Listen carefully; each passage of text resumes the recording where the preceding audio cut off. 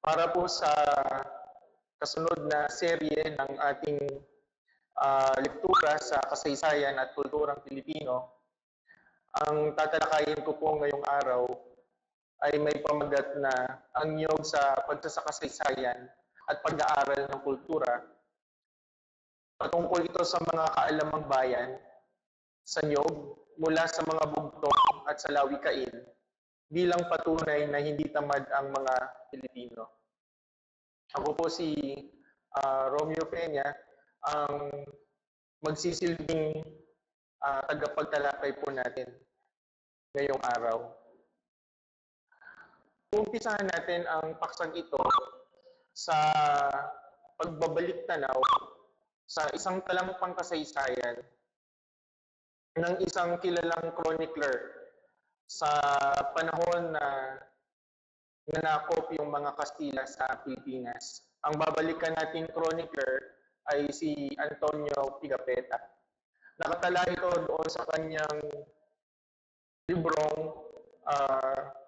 The First Voyage Around the World, o yung unang paglalayag niya paikot ng mundo. Kung babalikan natin yung kanyang talampang kasaysayan tungkol sa niyog, meron siyang mahabang sinabi. Ang sabi niya, nung napadpad sila sa bandang Samar sa Pilipinas, niyog ang tawag sa bunga ng punong iyon. Sabihin nun, may napagmamasdan siyang puno ng niyog sa pagkakataong iyon. Ibig sabihin lang nito, nung dumating sila sa Pilipinas, talagang meron ng mga puno ng niyog sa ating bansa. Kung paano tayo mayroong tinapay, yun daw yung pinagmumulan, yung niyog, alak, mantika, at suka. Ganoon din kinukuha ng mga taong iyon ang lahat ng mula sa nasabing puno. Ang tinutukoy niyang puno ay niyog. Sa ganitong paraan, nila kinukuha, bubutasan nila ang pinakapuso ng nasabing bunga ng niyog sa tuktok na tinatawag na palmito, kung saan masasala ang inuming tinatawag na, may tinatawag noon dati na tuba. Matamis ngunit may tapang ang nasabing inumin at iniipon sa mga tubo ng kawayan na singkapal ng binti. Itinatali nila ang kawayan sa puno ng gabi, sa puno sa gabi para sa umaga at sa umaga para sa gabi. Nagbubunga daw yung niyog ng prutas na siyang tinatawag natin ngayon na buko, na sinlaki ng ulo, lunti ang panlabas, mas makapal sa dalawang daliri, yung pinakang balat. May mga himay-may na nakapaloob sa nasabing balat na siyang ginagawang tali upang ipangbigkis sa kanilang mga bangka. Ibig sabihin, yung balat mismo ng niyog, ginagamit din na pantali. Mas matigas na bao sa ilalim ng nasabing balat, mas makapal sa bao ng walnut. At siya namang sinusunog nila upang gawing pulbos na may silbi para sa kanila. Sa ilalim ng nasabing bao ay may laman ang buko na singkapal ng isang daliri at kinakain nilang hilaw, kasabay ng karne at isda, tulad ng pagkain natin ng tinapay, at kalasa nito ang almendras. Ibig sabihin, ito yung pinakang laman ng niyog o nung buko. Maaari itong ibilad sa araw at gawing tinapay. May malinaw, matamis na tubig sa gitna nitong buko. Ito yung buko juice na iniinom natin, di ba? Sa kasalukuyan, na nakakapawi daw ng pagod. Kapag pansamantalang iniwan ng naturang tubig pagkatapos makolekta, namumuo ito at nagiging parang isang mansanas. At kapag nais gumawa naman ng mantika, mula dito sa puno ng niyog, doon sa mismong niyog, ay nakakapag-produce din ng langis o mantika. Kinukuha nila ang niyog at inahayaang mabulok ang laman at ang tubig nito. Pagkatapos pakukuluin nila ito at ang langis nito ay tila mantikilya. Kapag gusto nilang gumawa ng suka, ang tubig lamang ang inahayaan nilang mabulok.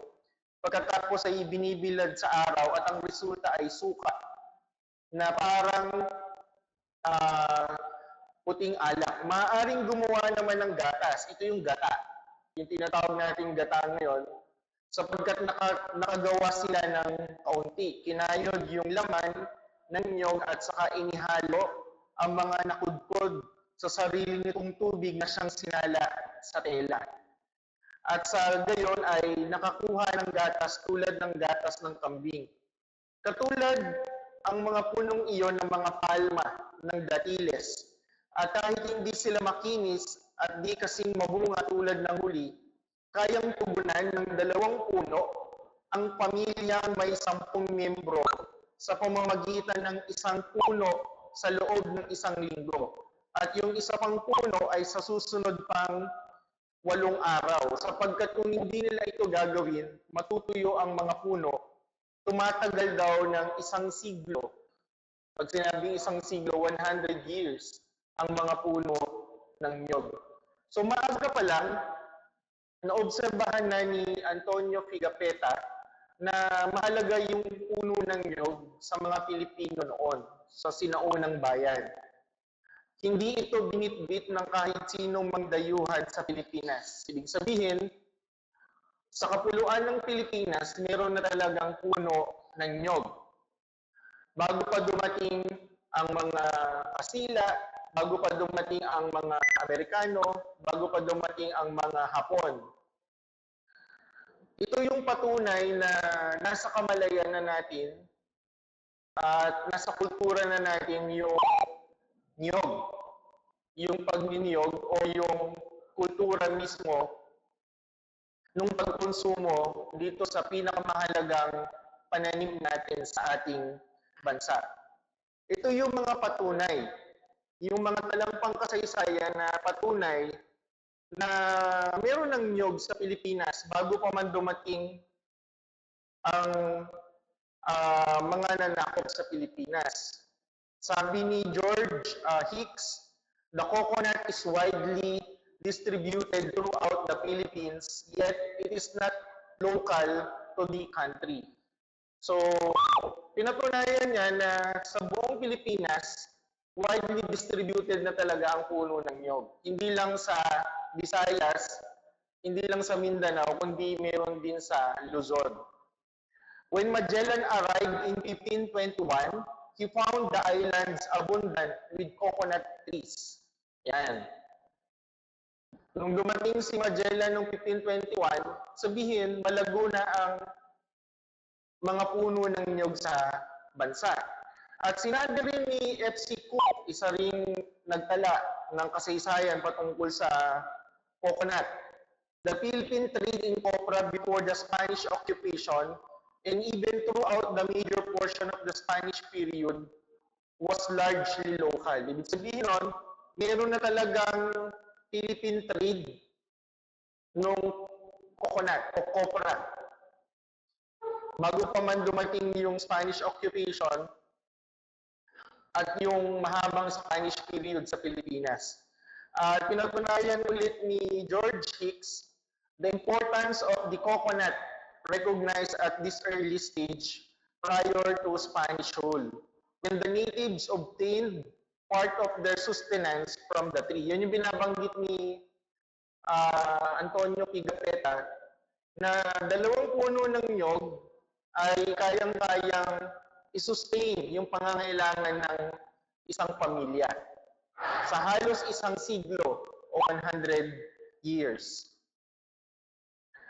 Binabanggit din sa tala mula dito sa libro ni George Hicks, The Philippine Coconut Industry, Growth and Change. Sinasabi niya na earlier, historical records show that exports of coconut to neighboring countries, although on a small scale, were undertaken in Chinese and Siamese junks before the coming of Magellan. So may binabanggit din siyang tala na may kinalaman sa pag-export ng coconut sa mga kalapit na bansa ng Pilipinas. Ibig sabihin nun,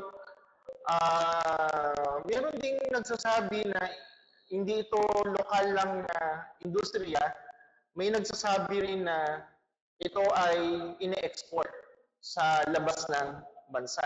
Kaya napakahalagang agricultural na export ng Pilipinas hanggang sa kasalukuyan ang nyog. Kung papansinin natin sa kalagayan ng Pilipinas ngayon, ang pangunahin ng nai-export natin sa labas ng bansa ay nyog, hindi naman na bigas o palay. Kasi, di ba nag-i-import na tayo ng mga bigas o ng bigas sa kasalukuyan. Ito na lang yung natitirang industriya na nai-export natin sa maraming bansa sa mundo at nagsasampan ng malaking kita sa ating bansa. Kaya ito yung tinatawag ngayon na top export generator ng ating bansa. Sabihin, malaki yung kinikita ng ating bansa dahil dito sa industriya ng nyog hanggang sa kasalukuyang panahon. Paano ba nagkaroon ng mas marami pang mga puno ng nyog sa Pilipinas batay sa kasaysayan? Nung nakapasok na kasi yung Spanish colonialism o yung Spanish rule, mayroong gobernador general na nagpalabas ng kautusan noong 1642. Ang pangalan ng gobernador general ay si Sebastian Hurtado de Corcuera.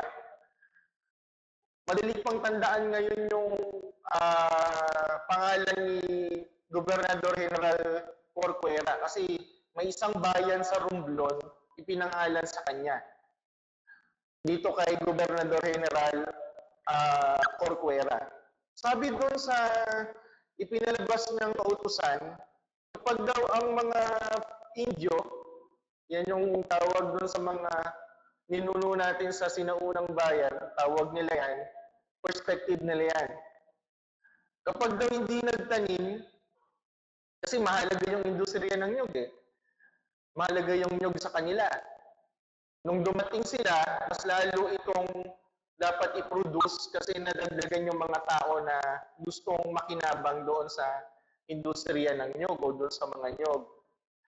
Kaya kapag hindi raw nagtanim, yung mga Indio, pinapatawan sila ng multa. Magmumulta sila. Pansinin nyo, for failure to prepare these supplies for the ships. Kasi ginagamit din nila sa mga vapor nila eh. Panlinis, tapos yung iba pang mga ginagamit na bahagi ng puno ng nyog. Meron daw na fine. Malaki na to sa panahon na yun, 1,000 pesos shall be imposed for the purchase of oil and abaca, and the omission shall be made a charge in the residencia.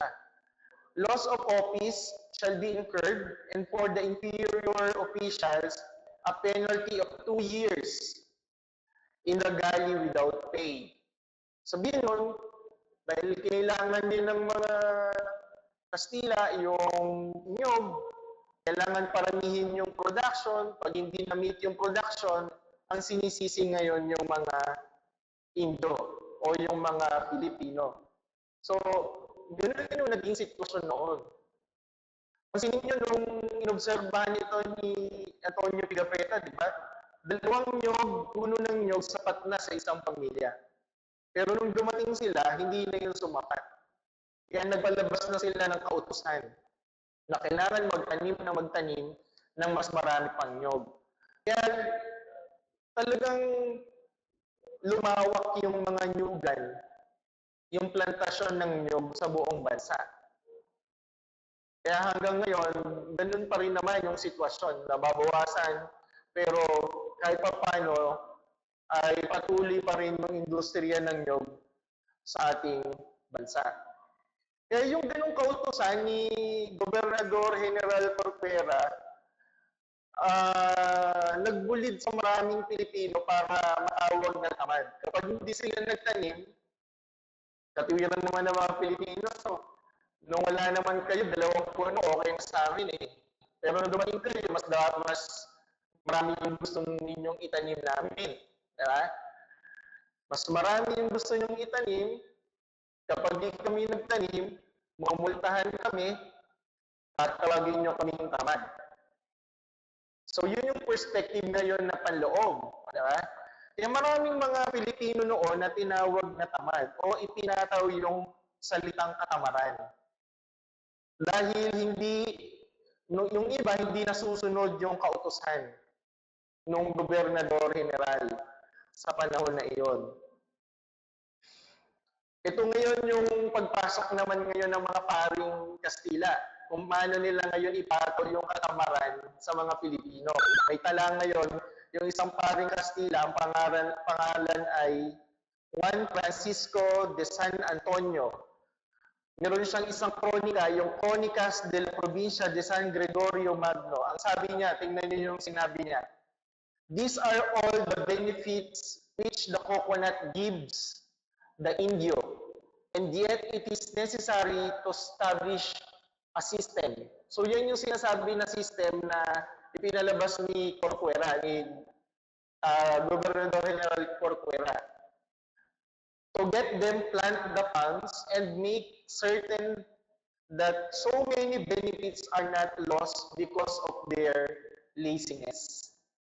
Mula yan sa isang paring Kastila, yung pagpaparatang na kailangan ng sistema para magtanim sila ng marami kasi tamad sila. Yeah? Kung isipin natin mabuti, marirealize natin na yung pagpapataw sa atin ng kung ano-anong negatibong pag-uugali, gaya ng pagiging tamad daw, ay buhat sa maling pagkilala nilang mga tagalabas. Maituturing natin tagalabas yung mga nanakop sa atin, di ba? Kasi hindi naman sila mula sa loob, di ba?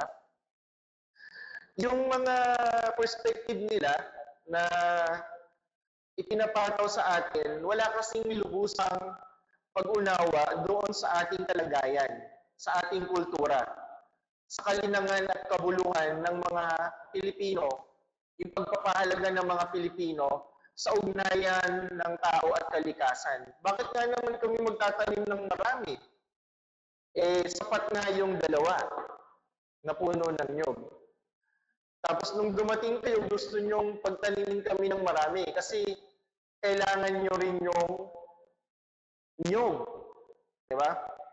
Kung logical tayo mag-iisip, kung sino yung may pangangailangan, sila dapat yung magtanim. Pero iniutos nila, kasi sila yung nanakop, iniutos nila yung pagtatanim sa mga Indio. At nung hindi nakapagtanim yung mga Indio, paparatangan sila o tatawagin na silang tamad. Kasi pinahalagahan ng mga Pilipino yung ugnayan ng tao at kalikasan. Noon pa man. Pag hindi kailangan ng marami, sapat yun yung magandang paraan para iba namang mga pananim yung kanilang pagtutuunan ng pansin. Kasi nababanaag na yon dati pa man yung ugnayang tao at kalikasan sa sinaunang bayan. At tinutukoy natin sa sinaunang bayan dito, ito yung period na wala pang dumarating ng mga nananakop. Kasi yung mga tao sa sinaunang bayan, yung mga ninuno natin, nabubuhay naman ng payapa at matiwasay kasi marunong naman tayo makipag-barter. Marunong naman tayo makipag-kalakalan. Na walang kolonyalismo, walang nananakop. Diba? Walang inaalipin ng mga tao. So meron tayong produkto. May produkto yung mga Chinese, halimbawa, may produkto yung mga kalapit nating mga bansa. Diba? Nakikipagpalitan lang tayo ng mga produkto. Pakikipag-ugnayan yun.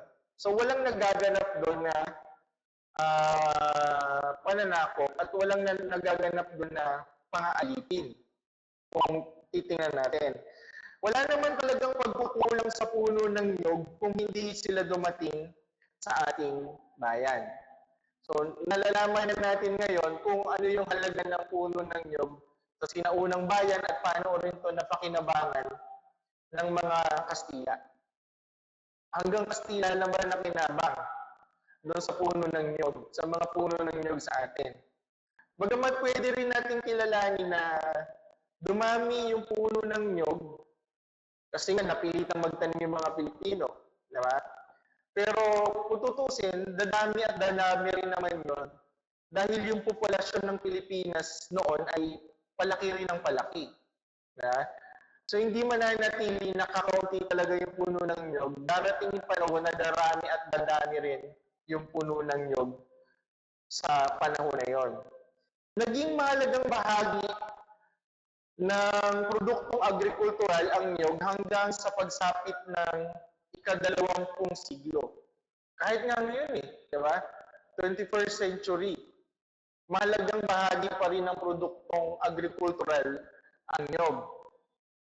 1898, tumaas yung demand doon sa kopra na sangkap para sa paggawa ng sabon. Biruin nyo yung niyog, yung kopra, ginagamit yan sa paggawa ng sabon at yung ginagamit ito sa paggawa ng mantikilya na pamalit sa butter. Diba? Yung mga mantikilya na ginagamit natin, kapag kumakain kayo ng mga hotcake or pancake, galing yun sa nyog. Diba? So marami talagang pinaggagamitan yung nyog, kaya nga tinatawag siyang tree of life. Ang kopra bilang produktong panluwas ang bumuo ng malaking porsyento ng kabuuang kalakal na iniluluwas ng Pilipinas. Sinabi ko kanina, nananatili na ang kopra, ang nyog, ang industriya ng nyog, ang top export generator ng bansa natin. Sabihin, nagpapasok ito ng malaking kita sa ating bansa. 1937, mayroong 635, 940 hektaryang nyugan. Napakalaking nyugan yan, di ba? At gaano karami yung puno ng nyug? 120,965,600. Yung mga puno ng nyug noong 1937 sa Pilipinas. 1937 yan. Gaano na kaya karami yan ngayon? Maliban na nga lang kung may mga napeste, di ba? May mga sinapit na peste yung nyog, yung kokolisa, at iba pa. Pero itong tala nitong 1937 na 120 million na, gaano na kaya karami yan ngayon? Diba? Ayan. Tamad pa rin daw yung mga maglulukad pagsapit ng mga Amerikano. Pero kung tutusin, hindi naman talaga masasabing tamad. Kasi pagdating ng mga Amerikano sa Pilipinas, pinakinabangan pa rin ng gusto ang nyog. Katunayan na pinakinabangan ito ng mga Amerikano dahil sa sobrang dami ng produksyon at malaki yung kikitain dito, nagpataw sila ng mga tax. Kasi sakop tayo ngayon ng ng mga Amerikano. So kapag mag-e-export ng produkto ng nyog yung Pilipinas, so pinapapatawan nila ng tax. So malaki rin yung kinita ng gobyernong Amerikano sa nyog sa ating bansa. Diba? Kaya yung malaking naidudulot na ginhawa mismo ng coconut industry sa Pilipinas, mas lalong naramdaman yan ng mga nanakop kaysa doon mismo sa nag-produce ng mga nyog. Kung titingnan natin yung tala, di ba? Merong ipinataw na excise tax, may mga ipinataw ng mga taripa, di ba? Lalo na noong 1940. Kaya bumaba ng gusto yung presyo ng kopra sa panahon na yan, noong 1940. Ano yung katunayan na pangunahing pananim ng Pilipinas ay nyog, hindi bigas, palay, hindi abaka, hindi saging. Di ba? Hindi pineapple, sugarcane, corn. Pag binalikan natin yung mga folk literature, halimbawa ay mga bugtong, yan yung indicator natin, isa sa mga pwede nating indicator. Kapag nagawan siya ng maraming mga panitikan, di ba? Anyo ng panitikan ay isa ay bugtong, yan yung ating folk literature, panitikang bayan. Kapag nagawa niya ng mas marami, ibig sabihin nun, yung experience ng mga tao dyan, mas marami din. Sabihin, kalat yan sa buong Pilipinas. Kaya nung binalikan ko yung koleksyon ni Damiana Eugenio ng mga bugtong tungkol sa mga agricultural na pananim sa Pilipinas, binilang ko yon yung Philippine Folk Literature Series Volume 5 na kinumpile at inedit ni Dr. Damiana Eugenio, makikita natin na sobrang dami ng bugtong tungkol sa nyog. Hindi nga pumapantay yung rice. Pansinin nyo, 311 yung sa coconut na mga bugtong, tungkol doon sa rice, 104 lang. Hindi nga nangalahati. Diba? Ang sumunod na sa coconut ay saging. Sabihin, talagang mas pumapangalawa pa na agricultural na pananim sa bansa ay saging. Katunayan yan na yung sinapit natin sa kasalukuyan na nag-i-import na tayo ng bigas kasi hindi naman yan ang pangunahing agricultural na pananim ng mga Pilipino. Ang pangunahing cultural na pananim talaga ng mga Pilipino ay nyog. Yan. Isa yan sa mga patunay nang gagaling yan sa folk literature o sa panitikang bayan. Tingnan natin yung mga mahalagang folk literature, diba? Na may kinalaman sa nyog at yung version nito sa iba't ibang language. Okay, sa iba't ibang mga ethno-linguistic group. Halimbawa, yung bugtong na may kinalaman sa tapya sa puno ng nyog, yun yung ang tawag doon ay utab. Kapag umakyat tayo sa puno ng nyog, may mga utab. Para yung paa natin, pag sasampa tayo, mas mabilis na makasampa. Ginawa nyo ng isang bugtong. Ang bugtong ay sa Tagalog, bakas ng paang hagdan, hindi maparang-parang. Ibig sabihin nun, tumutukoy ito dun sa mga niyog na napapakinabangan. Kasi tuloy-tuloy na namumunga, kaya nga mayroong mga utab kasi yun yung paraan para makuha yung mga bunga. Diba?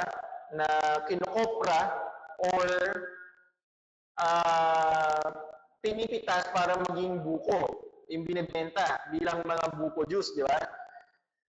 Yung version na yan, mapapansin nyo, yung experience din sa iba't ibang lugar. Tingnan nyo sa Capiz. Meron din silang version ng bugtong na yan. Ang sabi sa Capiz noon ay adan nga agi, hindi mapae. Ewan ko tama yung pagkakabigkas ko, ipa-flash na lang din, sundan nyo na lang. Footprints of Adam cannot be erased. May kinalaman din yun doon sa utab, yung tapyas. Sa mga waray naman, tingnan nyo, meron ding version. Kaya dito nyo makikita na malaganap talaga yung nyog. Yung sa kaisipan ng mga Pilipino, malaganap talaga yung nyog. An kay tatay tamak, makuri, mapara. Sa English, father's footprints are difficult to erase ng mga waray. O nga naman, pag nautab na, hindi na kasi bumabalik yun. Mahirap na siyang bumalik ulit sa dati. Sa mga kuyunan naman o tagbanwa, lapak ni Santo Niño in Mapunas, the footprints of Santo Niño that cannot be wiped out. Yan, inuna naman nila sa isang santo. Sa mga kuyunon at tagbanwa. Dito naman sa mga Dabawenyo, kung mapapansin nyo kanina, ang sa mga kapis doon, si Adam, si Idam. Ngayon naman si Eva. Tunog ni Eva di mapala. Footsteps of Eve cannot be erased. Ang version naman nila dito, babae, sa mga Dabawenyo. Sa mga Dumagat naman, bakos ko nadid, bakos ko ti tano, taonig. My footprints today are my footprints next year. So ito yung patunay na yung kaisipan natin tungkol sa nyog malaganap sa buong Pilipinas. Kaya sa iba't ibang wika, sa iba't ibang ethno-linguistic group sa ating bansa, nagawan ang nyog ng maraming mga bugtong o marami ring mga salawikain. Ito yung isa sa halimbawa ng salawikain na may kinalaman sa nyog. Yung Tagalog ay nyog na walang palang, daig pa ang batugan. Yung palang, yun din yung kanina, yung utab. Yung mapapansin nyo, napakasimpleng detalye sa puno ng nyog, napakaraming nagagawang panitikan. Yeah? Dahil lang doon sa tapyas na yon, nagawa ng panitikan, nagawa ng bugtong or ito ay salawikain naman. Anong ibig sabihin nito? Ang lubinga walang simpanha, wala ginasa kaa. Sa ibang language din yan. Coconut trees that don't have even notches, nobody climbs. Ang ibig sabihin nito, yung walang palang o walang utab, walang kwentang nyug yun. Sabihin, kapag nakakita tayo kung nyugan yan, nakakita tayo ng isa na walang palang, ibig sabihin, inamumunga yun. Walang pakinabang yun. Diba? Sabihin nun, ang mga Pilipino, marunong ding mag-identify ng tamad at hindi tamad, ng batugan at ng hindi batugan. Kaya yung konsepto natin ng pagiging tamad o batugan, alam natin yun. Diba? Halimbawa, sinabihan din tayo na mga Pilipino ay walang pagpapahalaga sa oras. Sino nagsabi nun? Mga kapwa ba natin Pilipino yon? Kasi kapag susuriin natin mabuti, totoo ba yun? Mukhang hindi.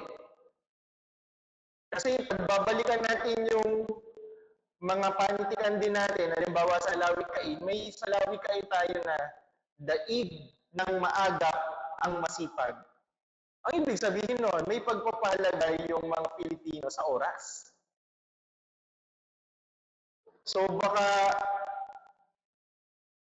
ang nagpataw lang din sa atin noon ay mga nanako para ipahiya yung mga Indio na walang pagpapahalaga sa oras yan. Diba? Baka naman mga Amerikano din yon kasi lagi natin naririnig dapat American time, hindi Filipino time. So ang reference American time. Kasi lumaganap ng mga Pilipino raw walang pagpapahalaga sa oras. Pero maaaring hindi totoo eh. Kasi may pagpapahalaga tayo sa oras kasi yung ibinibigay na mahalagang diwa ng salawikain natin na binanggit ko kanina, daig ng maagap ang masipag. Ibig sabihin nun, ang mga Pilipino mas pipiliin maging maagap, mas pipiliin na magpahalaga sa oras. Kasi nga naman, pag maagap ka, mas marami kang magagawa. Magdadaig mo pa rin talaga yung masipag. Kung masipag ka nga, lagi ka namang late, konti rin yung magagawa mo. Diba? Ganun yung pagpapahalaga ng mga Pilipino. Gaya rin nung hindi natin dapat paniwalaan na ang mga Pilipino ay tamad. Ang mga Pilipino masipag talaga. Diba? Ipapaliwanag ko yan sa inyo. Sa Kalsada Highway, papuntang Quezon Province, papuntang Bicol, may makikita kayong ganitong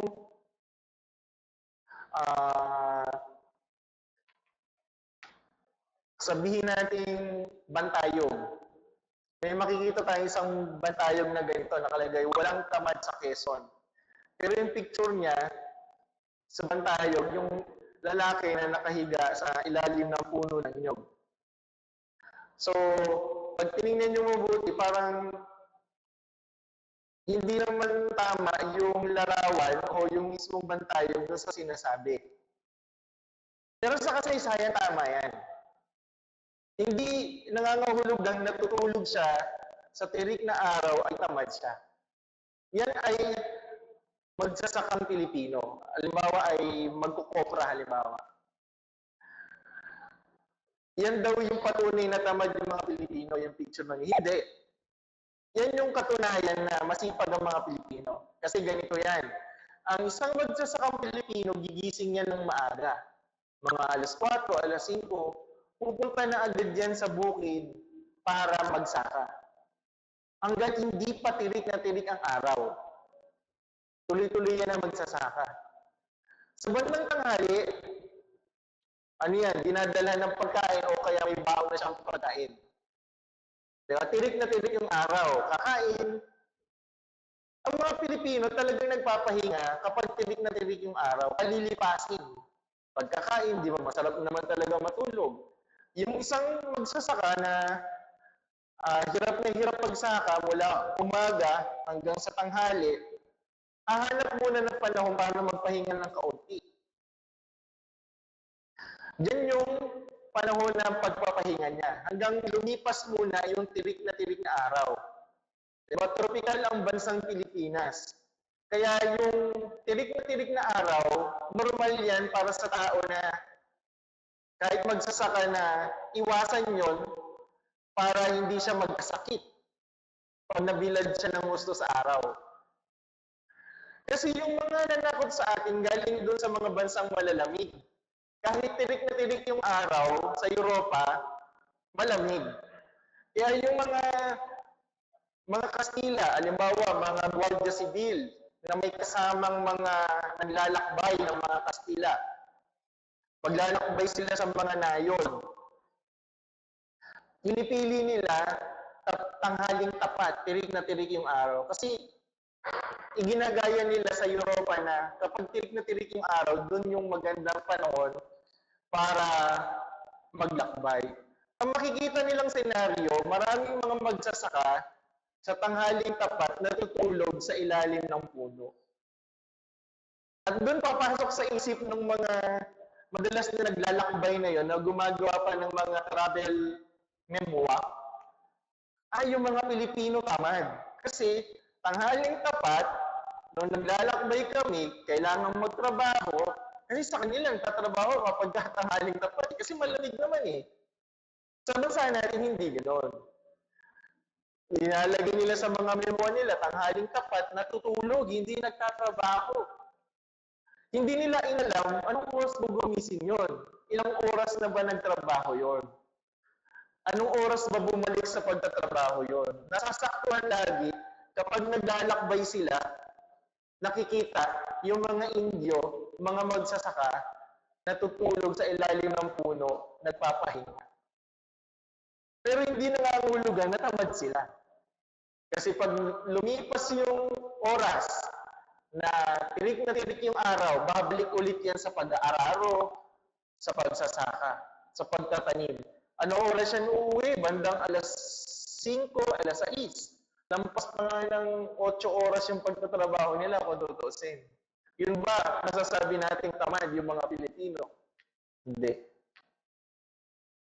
Kaya nandun yun sa panlabas na perspective lagi. Kapag inayunan natin yung mga panlabas na perspective ng mga nanakop, talagang ang tendency nun, tayo yung kawawa, tayo yung minamaliit.